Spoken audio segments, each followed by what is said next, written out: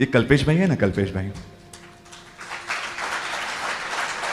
हमारी हमारी आंखों का सौभाग्य है, हमारी आंखों का सौभाग्य है कि हम इनको इस तरह से दर्शन कर सकते हैं। हमारी आंखों का सौभाग्य। कई लोगों ने पेजर लगाकर, पेजर बांधा हुआ कल्पेश को देखा हुआ है, स्कूटर पर चलाकर पेजर बांधकर, पेजर लगा हुआ। 25 साल पहले शायद ये संपत्ति की विशालता नहीं थी और पेजर में यहां लगाकर वो घूमते थे स्कूटर पर। शायद संपत्ति आनी थी ना, वो उनका पुण्य नहीं था। मैं इनके सामने कह रहा हूं, वो आपका पुण्य नहीं था, इनके द्वारा जिनको मिलने वाले था ना, उनका पुण्य था। उन साधर्मिकों का पुण्य था। वो पुण्य शायद था कि इनका जीवन में वो संपत्ति, वो विशालता, वो सब कुछ आई। बाईपास, जब इनका बाईपास ऑपरेशन होने वाला था, मुंबई के डॉक्टर, अहमदाबाद या मुंबई मुझे ध्यान नहीं है, मुंबई के डॉक्टर भट्टाचार्य, बहुत बड़े सिजेरियन, बहुत अच्छे डॉक्टर, हार्ट के डॉक्टर हैं। और ये जब अंदर गए हॉस्पिटल में, उन्होंने एक स्लिप बाहर छोड़ दी थी, क्योंकि शायद क्रिटिकल होगा, शायद संभावना कुछ कम होगी। एक स्लिप, एक लेटर बनाकर छोड़ दिया था। शायद इनका हार्ट खोला होगा ना, चीराफाड़ी की होगी, दिल को खोला होगा ना, वो हृदय जो धड़कता होगा ना, वो शायद डॉक्टर भट्टाचार्य ने और किसी का नहीं देखा होगा, क्योंकि वो इतना साधर्मिकों के लिए वो हृदय धड़कने वाला हृदय था, वो धड़कन। और जब उनका ऑपरेशन हुआ और भगवान की कृपा से शायद हमारे दर्शन का योग था और वो वहां से बाहर आए, वो स्लिप खोली, उनकी एक इच्छा थी, मेरा हर साधर्मिक है ना, वो लखपति होना चाहिए। मेरा हर साधर्मिक, हम अनुष्ठानों में करोड़ों करोड़ों रुपए खर्च करके अपने नाम की कामना के लिए 2x3 का तख्ती लगी, 2x3 की जगह 1.5x3 लगा देते हैं ना, तो हम झगड़ने लग जाते हैं। आपने जब चढ़ावा लिया था तब क्या बोला था? पत्रिका में बेटे पे पोता का नाम में कुछ गड़बड़ हो जाती है ना, तो हम ट्रस्टियों से झगड़ जाते हैं। ये हमारी स्थिति है। हम नाम के लिए, और ये आत्मा ने उस समय ये सोचा, अगर मैं रहा या मैं ना रहो, एक 5,000 मेरे जो साधारण परिवार है ना, उनको लखपति बनाने का एक इच्छा ये आत्मा ने धारण की। 5,000 साधर्मिक थे। और फिर तो जो शुरुआत हुआ कारवा, कुमारपाल भाई, जयेश भाई, इनके साथ कल्पेश भाई, ये सब कारवा जो शुरुआत हुई, कहां कहां नहीं पहुंचे, ये कौन कौन से राज्य में नहीं पहुंचे, कहां कहां वो जगह नहीं पहुंचे। जाकोत्रा नाम नहीं सुना होगा आपने, भारत का मैप ढूंढ लीजिए, जाकोत्रा कच्छ के बॉर्डर पर आया हुआ है, शायद 15, 20, 25 किलोमीटर के आसपास के बॉर्डर पर आया हुआ जाकोत्रा। वहां तक भी ये गए, वहां तक भी गए।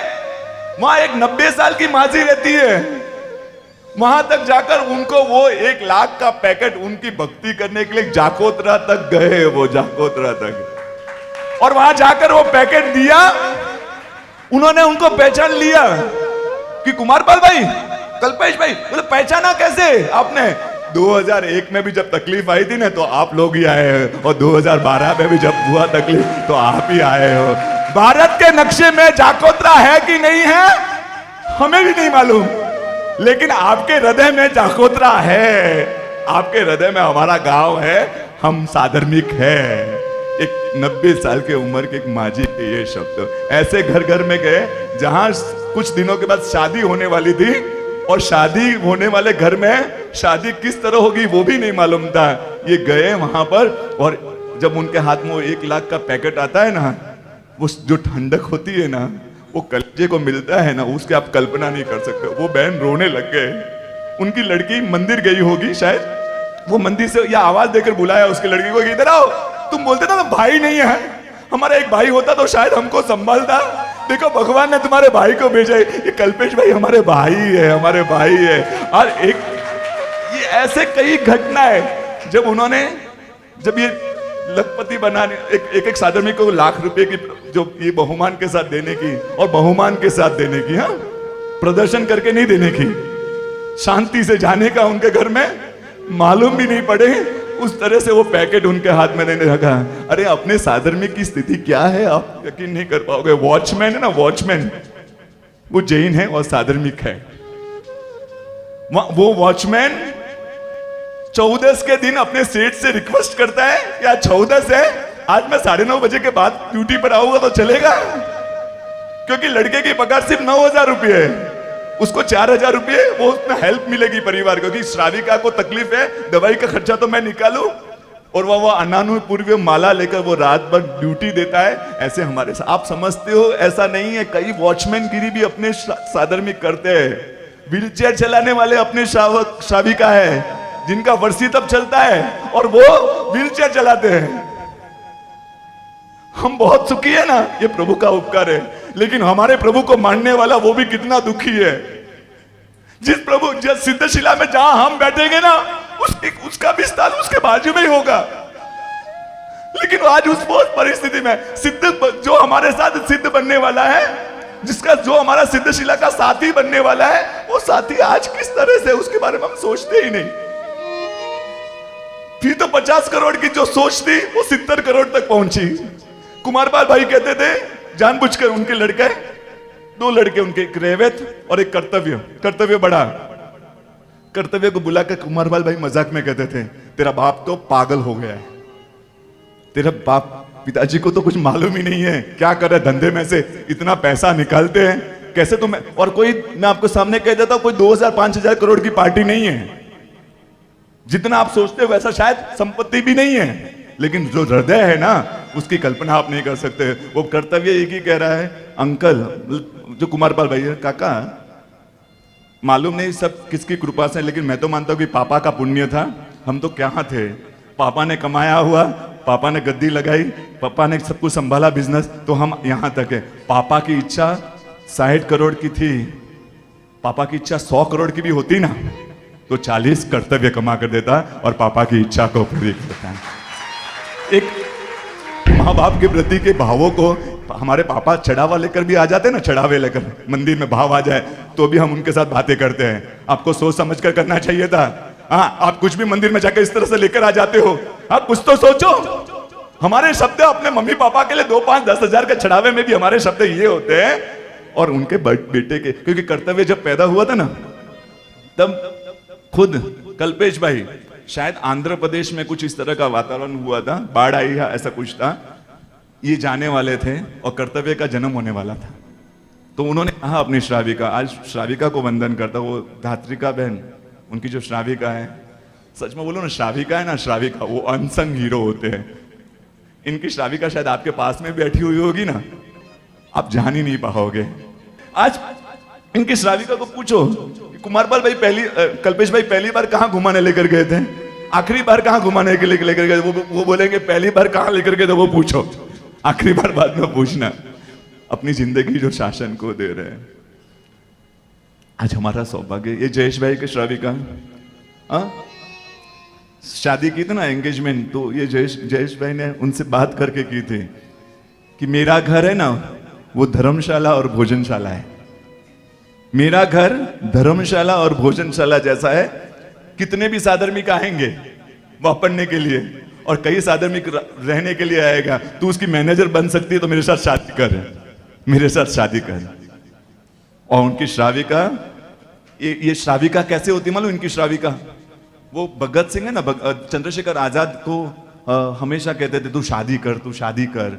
वो तंग आ चुका होता। एक दिन उन्होंने माँ को कहा मैं शादी करने के लिए तैयार हूं, ऐसी लड़की ला कि मैं अंग्रेजों के खिलाफ लड़ता रहूं और वो मेरे कारतूस, मेरी बंदूक में कारतूस भरकर देती रहे। ऐसी कोई लड़की मिले तो शादी करूंगा मैं। सच में बोलो ना, ये सब श्राविका है ना, वो भगत सिंह की पत्नी है, वो चंद्रशेखर आजाद की पत्नी है, जो अपनी पति के बंदूकों में गोलियां भर भर कर देती रहती है कि आप काम करो, हम आपके पीछे हैं, हम आपके पीछे हैं। कर्तव्य पेट में था, कर्तव्य पेट में था। उन्होंने कहा कि मैं रुक जाता हूं। उन्होंने कहा मेरा जो आने वाला बच्चा है ना, वो अंतराय करे शासन के कार्यों में, शुभ कार्यों में अंतराय करे, ऐसा मैं नहीं चाहती हूं।